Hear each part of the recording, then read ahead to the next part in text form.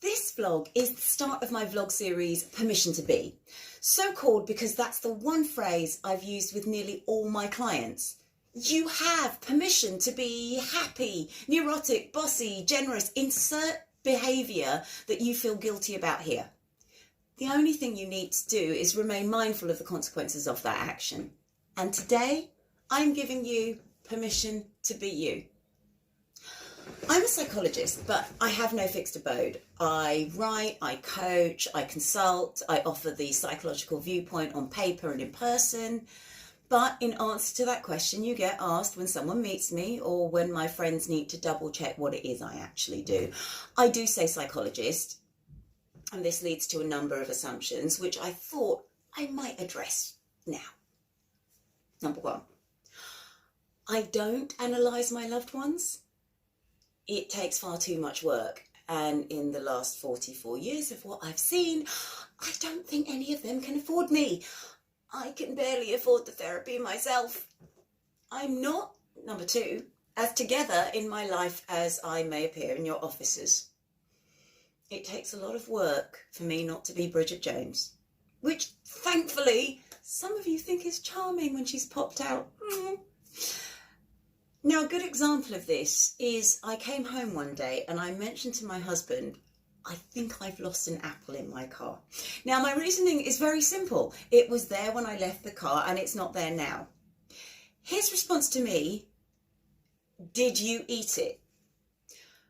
Because the person who knows me best in the world thinks I am the sort of person who would eat an apple and not remember doing it. But then again, I have to ask, would you rather have someone who knows what's going on in that pretty little head and is working on it and is advising you with, well, what works, or someone who turns into Hannibal Lecter when you least expect it? Number three, I was trained as a psychologist. I was head of psychology when I was a teacher. I am a psychometric practitioner and my books are based around psychology. And my friends will still relate everything I do in my field to attention seeking. And they'd be right. They roll their eyes when I stage photographs. They sigh and say, okay, when I ask them to be in my next video, or hold the camera, or worse, hold my bag when I hold the camera.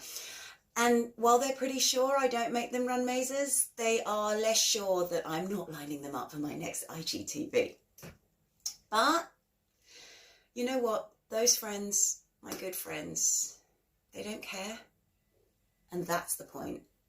They've stuck around because the things that wind them up about me are outweighed by the things that don't. And that's got to be the same for you too.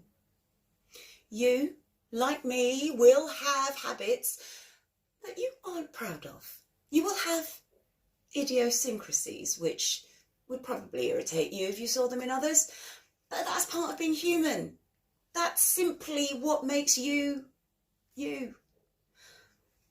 Okay, so maybe you're a little bit fed up of holding your bestie's hair back after another heavy night, and maybe you've booked the restaurant an hour later again than you've told your pal because you know his clock functions slightly differently to the rest of the world.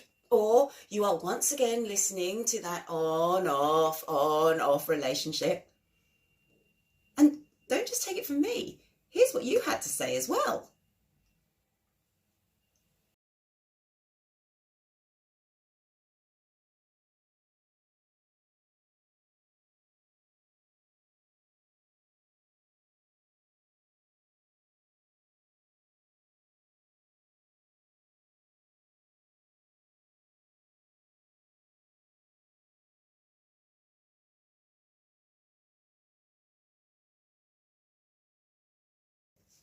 But then ask yourself, and what do they put up with in you? We're not perfect, and that's what makes us so interesting. And besides, some of those faults are often the flip side of why we love someone or why we're loved. Perhaps I am a little spotlight seeking, but it's brought a lot of people many experiences they may not have otherwise had. I've got a friend who is so anxious that she has more than she needs for any emergency. It does actually mean, though, in an emergency, I have her. And to all my friends who are high-flying hot messes, you are still my first point of contact when I need legal, educational, medical, etc., advice. Not to mention love and reassurance and a really good laugh. Not at you. You know, if it gets too much, a good friend will call you out. Just because they love you. And a good friend sees it, and it doesn't matter. A good friend, like a coach, gives you permission to be you. So respect that, value that, and put all that energy you spend feeling bad about those things you suspect bug others into either tweaking it or just amping up the good bits. You have permission to be you. Until next time.